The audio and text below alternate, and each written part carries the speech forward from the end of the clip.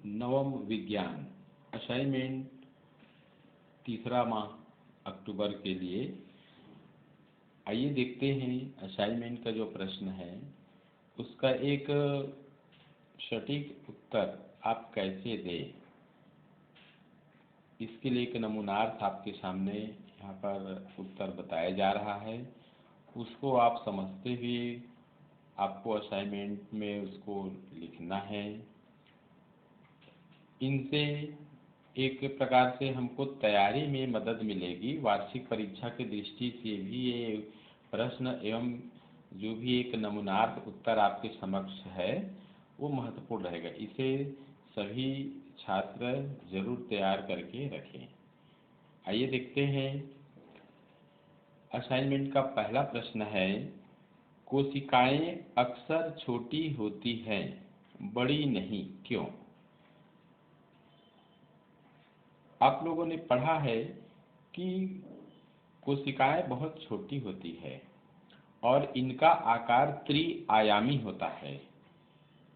ठीक है, देखते हैं। कोशिकाओं का आकार अक्सर इतना छोटा होता है कि बिना किसी आवर्धक उपकरण की मदद से इन्हें देख पाना संभव नहीं होता है।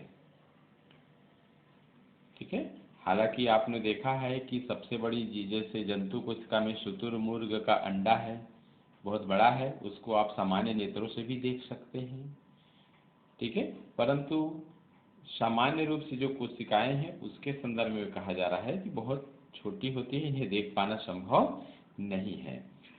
आकार छोटा होने से कोशिकाओं को कई लाभ होते हैं, जैसे कोशिकाओं में विभिन्न पदार्थों, उत्सर्जी पदार्थ हैं, विभिन्न प्रकार के जो गैस हैं आदि का आवागमन होता है। अर्थात एक कोशिका से दूसरी कोशिकाओं में इनका आवागमन निरंतर होते रहता है। यह आवागमन कोशिका झिल्ली के सतही क्षेत्र से होता है। कोशिका के आकार छोटा होने से पदार्थों के आवागमन में दूरी कम तय करनी होती है एवं इससे समय भी कम लगता है। दूरी कम लगने एवं समय कम खर्च होने से ऊर्जा भी कम खर्च होती है। इस प्रकार से कम ऊर्जा खर्च करके कोशिकाओं में जो जैविक क्रियाकलाप है वो संपन्न होते रहती हैं। अब यदि मान लीजिए कोशिकाएं अगर बड़ी हैं, तो यदि कोशिका बड़ी एवं गोल हो तो जैविक क्रियाओं को संपन्न करने के लिए अधिक मात्रा में पोषक पदार्थ चाहिए होगा और ऊर्जा की आवश्यकता होती है। तो इस प्रकार से कोशिकाएं अक्सर छोटी होती हैं, बड़ी नहीं। इसका उत्तर आपने यहाँ पर देख लिया, इसे आप लोग लिख सकते हैं। आइए एक दूसरा प्रश्न देखते हैं। क्रम इसमें आगे पीछे है, देख लेंगे आप लोग। प्रश्न क्रमांक 4 का उत्तर देखिए। पहले प्रश्न क्रमांक 4, ऊतक टिश्यू किसे कहते हैं, इसका महत्व बताइए। आप लोगों ने पढ़ा है कि एक कोशिकीय जो जीव होते हैं वो केवल एक कोशिका से बने होते हैं। उस जीव में अर्थात उस कोशिका में समस्त प्रकार की जो जैविक क्रियाकलाप है वो उस कोशिका के अंदर ही संपन्न होती है। अब आइए देखते हैं कि ऊतक कैसे बनता है। तो देखिए, ऐसी कोशिकाओं का समूह जिनकी उत्पत्ति, संरचना अर्थात ओरिजिन हो गया, बनावट एवं कार्य वर्क समान होते हैं। अर्थात बहुत सारी ऐसी कोशिकाओं का समूह जिनकी उत्पत्ति, संरचना एवं कार्य एक समान होते हैं, उन्हें ऊतक टिश्यू कहा जाता है या टिश्यू कहते हैं। चूंकि सभी जीवधारियों का शरीर कोशिकाओं का बना होता है और जीवधारियों में जैविक क्रियाएं अर्थात श्वसन क्रिया है, पाचन क्रिया है, उत्सर्जन क्रिया है, ये सभी आ जाती हैं। तो जैविक क्रियाएं एक कोशिका के अंदर में होती है। बहुकोशिकीय जीवों में श्रम विभाजन के बढ़ने से कोशिकाएं समूह में एकत्रित होने लगती हैं और इस प्रकार ऊतक का निर्माण होता है।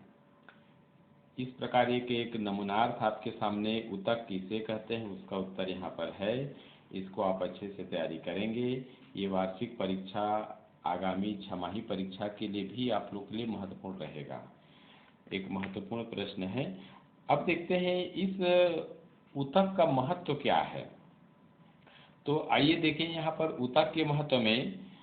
महत्व पहला जैसे देखिए, बहुकोशिकीय जीवों में ऊतक निर्माण द्वारा श्रम विभाजन को बढ़ाना, अर्थात बहुकोशिकीय जीवों में कई प्रकार की कोशिकाएं होती हैं।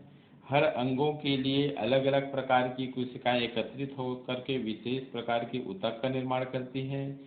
तो ऊतक निर्माण द्वारा श्रम विभाजन यानी कार्य विभाजन को बढ़ावा देना ही है इसका ऊतक निर्माण का मुख्य उद्देश्य। दूसरा यहाँ पर देखिए, ऊतक के समूह द्वारा अंग का निर्माण किया जाता है।